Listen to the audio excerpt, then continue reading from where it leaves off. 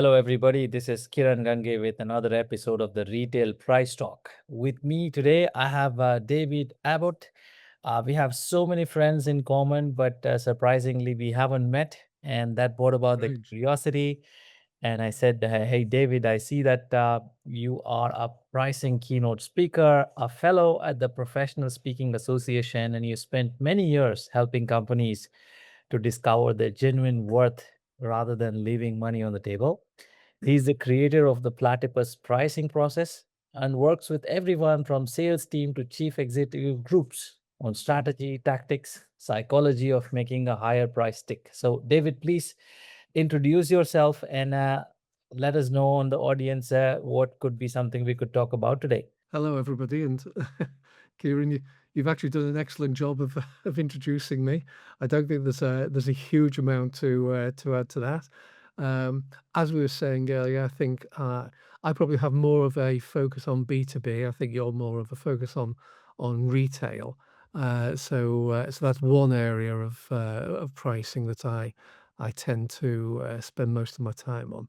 Um, but the principles behind what you and I talk about apply almost anywhere, don't they? It's any side of any business can learn from the other types of businesses out there. If um, if there's one area if I had a magic wand and I could wish for, it would be the businesses have a clearer idea of the value that they are delivering, and therefore what price they should be able to charge. Small anecdote, to back that up. When I talk to business groups, I introduce them to a number of pricing psychology concepts, way to communicate your price, as you say, in a way that makes a higher price stickier. And I like to create bespoke examples of each of the pricing concepts for the people who are in the audience. So for CEO groups, business groups, it's usually about 10 to 16 people. I do a lot of work with those small business groups like that, as well as larger conferences. When I'm talking to the smaller groups, I'll go on the website for every single person who's in the audience. I'll download their logo. I'll have a look to see exactly what they do, and I'll create an imaginary example of a quotation for that particular company, illustrating one of the concepts that I've just talked about. It's just a nice way to kind of bring it to life, and everybody loves seeing their business or their logo on the slides. So I don't know, over the last 15 years, I've been on thousands of websites, and I would say that 95% of the websites I visit, and these are predominantly B2B, but 95% of them talk about how long they've been in practice, in business, what their skills are, what awards they've won. It's all about them, and only about 5% actually talk about the difference they're gonna make for the customer. So if there's one thing I could fix, it would be that, get businesses to talk about value more. Excellent, excellent. No, very interesting indeed. Mm. So, when you talk about clients, I have conducted workshops where we have big companies, large corporate companies. We have like smaller, niche consulting companies, and always the challenge is how do I position myself against the big guys? Say, for example, a personal situation. We do pricing for B2C, but my company itself does B2B pricing when we think about how we sell our solution, right? So we had an opportunity to do a pilot with a customer. This was in Mexico, and our pilot delivered more results, in terms of margin improvement than a very large company. But at the same time, the client, they go into this board meeting and they decide like, hey, tomorrow if things go wrong, I can't put the blame on Kieran's company. They'll fire me for hiring him. But if Yeah. you go with this big company, we're all safe. It was such Mhm. a big lesson for me Mm. that branding and reputation is so much more important than what you deliver. Yeah. We didn't win the deal, and Yeah. anything I could have done differently at that point of time, David. No, no, that's not an uncommon experience, and that happens a lot with the clients that I work with or that I talk to.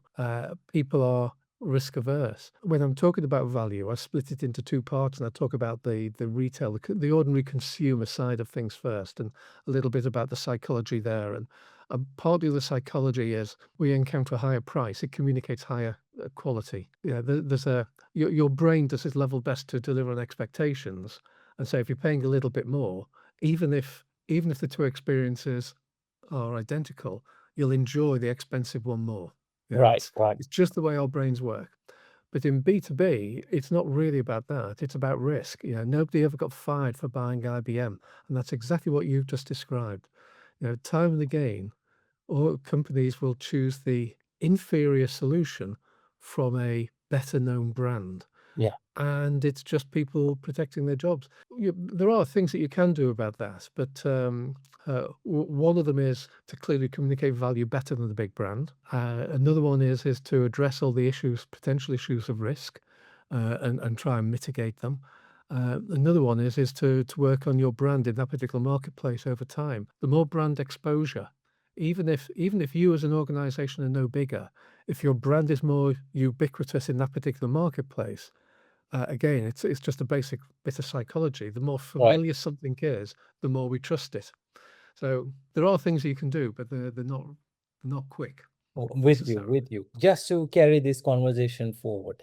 Now, fast forward about 8 years. That Mhm. same person who made this decision against us is now with another company, Yeah, right? Another retail company. And we had a proposal in front of them about a year ago, year and a half ago. Maybe, yeah, 18 months, 19 months ago. We had a price this time higher than a competition. We didn't know that. I yeah. didn't know what the competition would be pricing it at, but we were higher. But we got rejected because we were higher. Because I'm thinking in this case, the value supporting the price was not presented. Yeah. It is when I think about value, it's not just the features, but also the overall positioning. How do you deliver? Am I on the right track here? In 100%. So one of the things the stories that I tell when I'm talking to an audience is, well, one of my clients in the past was a 250 million pound global logistics business. And when I say clients, one half of what I do is I'm a fractional CMO. The talking about pricing and having pricing clients is the other half of what I do, because pricing is one aspect of marketing. So I'm working with this particular company as a fractional CMO, as their group marketing director, and we needed a new website. But because this is an international business, although the website structurally was relatively simple, it needed to be multilingual, including Mandarin Chinese. That made it very complex behind the scenes, made it very expensive. And we narrowed things down to three companies that we thought could do the work, and we brought them into pitch. And two of them, their pitch was, "Let me introduce ourselves. I'm David. This is Jane. We've got how many man years of experience in this business. We're experts in .NET this and PHP that. We'll show you on the slides. We'll show you some of the brands that we've worked with. And aren't you impressed by these brand names? Let us show you the websites. And don't the websites do all this amazing, fantastic, clever stuff? And here's some testimonials. Here's some of the nice things those brands have said about us, and some case studies on clients who are quite similar to you. So, this is how we address things for them. And this is what we recommend our solution is to you. And this is what the price is going to be. And that's what most pitches, and that's a pitch when you're standing up in front of somebody, but also pitch documents. That's the normal flow. Because you're kind of telling a story. You start at the beginning, you're in the introduction, and you build it up, and you end with the solution. right, One of them came in and said, they'd been on the website, they downloaded the report and accounts, they could see as an organization what the group's strategy and goals were. They'd also talked to some customers, some employees. They can see you need a website. This is them talking to us. You need a website that does this to help you achieve your goals here. This is how we would do it. This is the cost. And by the way, here's all the stuff that we're really good at. So they did two things. One was they clearly addressed the value that they were going to deliver. Right. Because every time somebody stands up and says, "Hey, look at these fantastic websites we've done for other people and we're experts at this," what they're basically saying is, "We're really good at this webby stuff," or whatever the thing happens to be. You work out for yourself what that means in terms of value for you. Whereas these guys came in and they swapped the whole thing around. And basically, they said, "We're going to talk about the value that we're going to deliver to you. By the way, we're good at the webby stuff," and that's kind of a given because nobody gets invited Yes, yes. to So that's it. be one That's of brilliant. the last three in the pitch. Without them Brilliant. And it's so understanding what it is that surprising. you're doing. Absolutely, David. It's so surprising how few people do that. When you think about it, Yeah.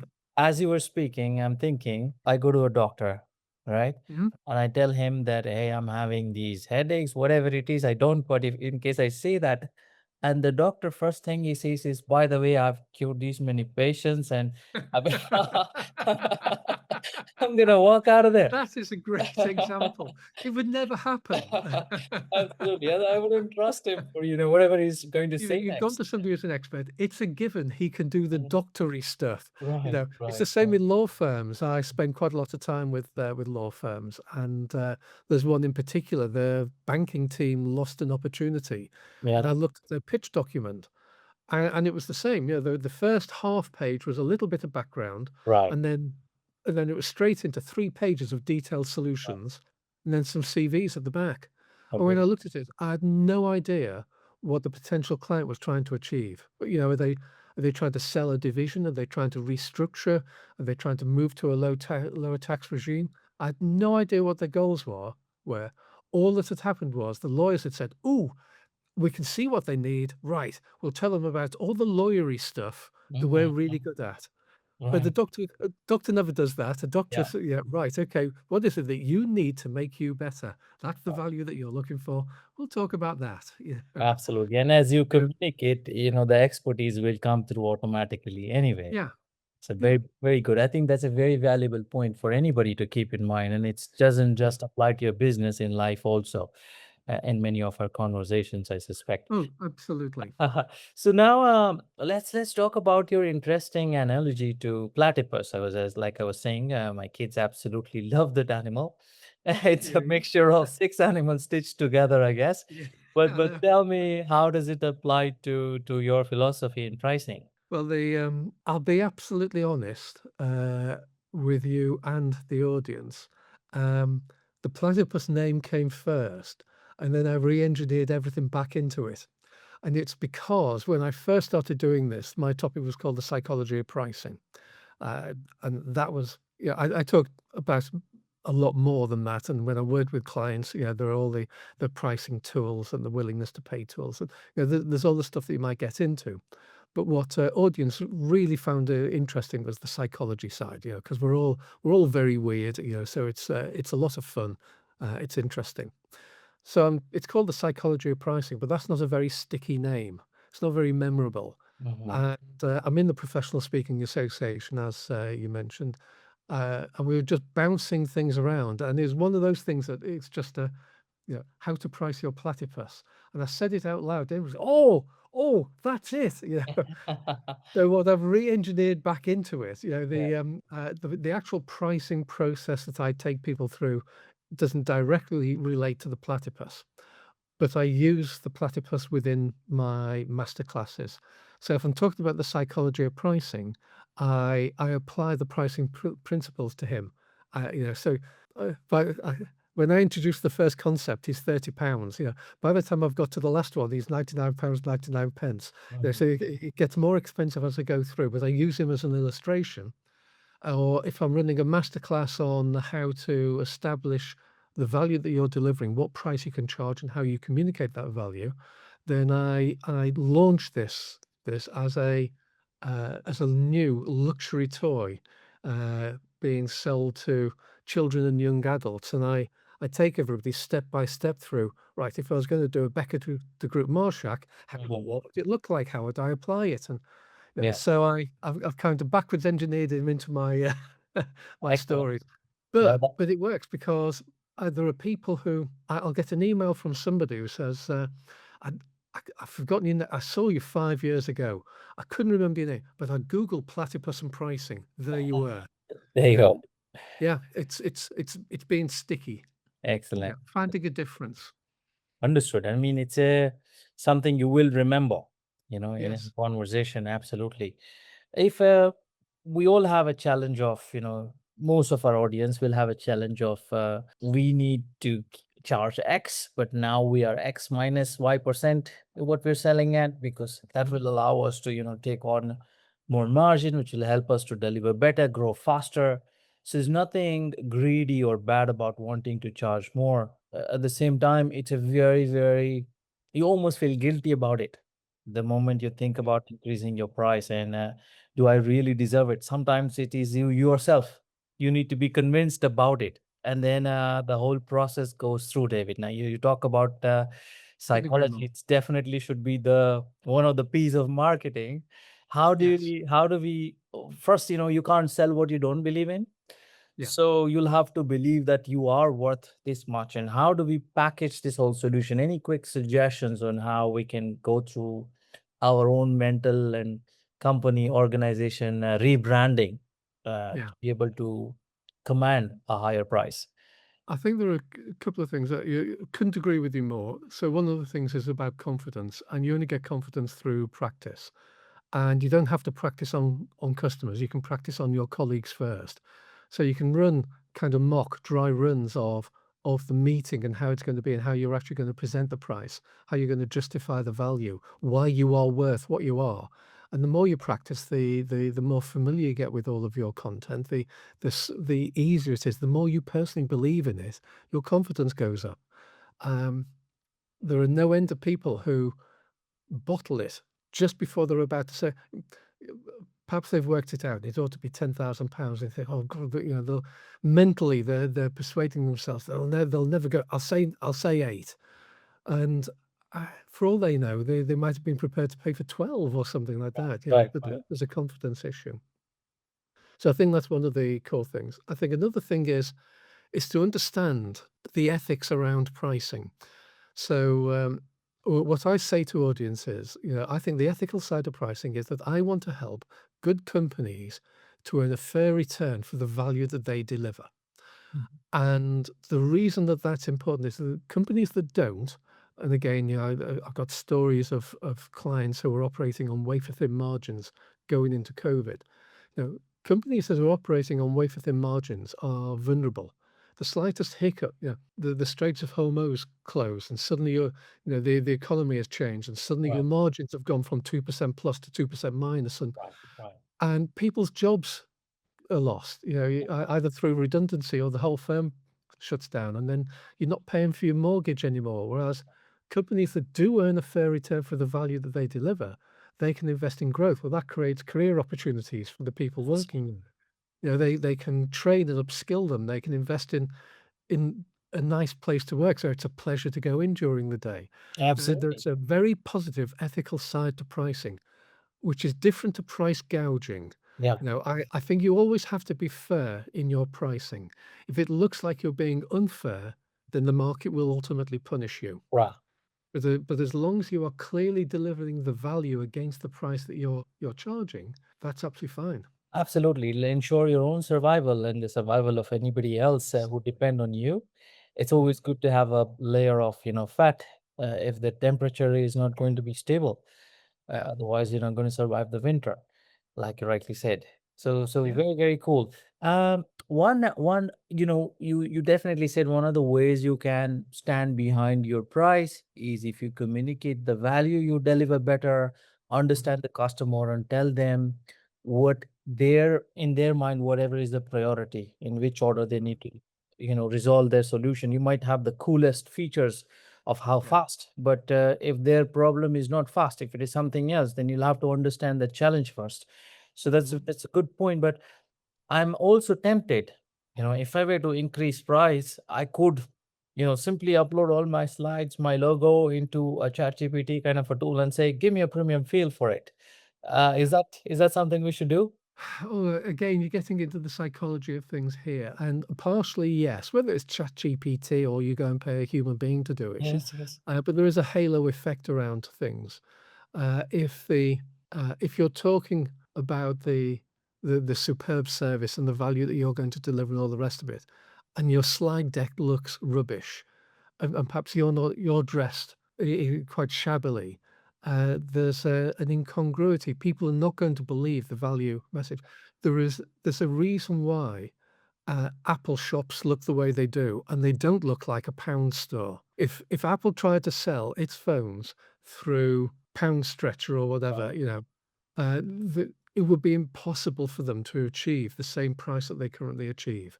Absolutely. So, and the core point there, I think, is the price does not live in isolation to the other P's of marketing. Mm. Price is only one part of it, but price influences those other things, and they influence price. So, if you're going out with a premium price, you need everything else has got to be premium around it. All right. You need to look the part, and every part of it should say the same story.